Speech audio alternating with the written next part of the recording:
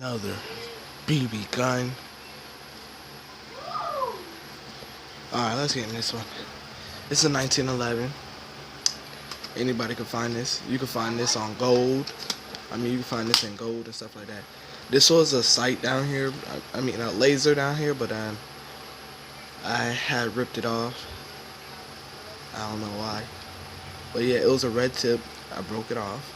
I wouldn't recommend doing that, but if you want to, you can do that. But yeah. Clips come out easily. Yeah. And I had got this too. Put your gun in here. This is a holster.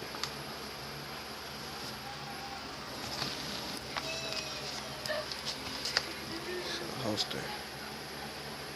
But yeah, I don't need that on. I think the holster was like $10. The gun was like $11. It depends. Once again, it depends because they got all the same thing and with different prices. But if you cock it twice with a BB in it, a BB will fall out. Like, if you clock it twice, a BB will fall out. That's what I don't like. But yeah, that's what it is.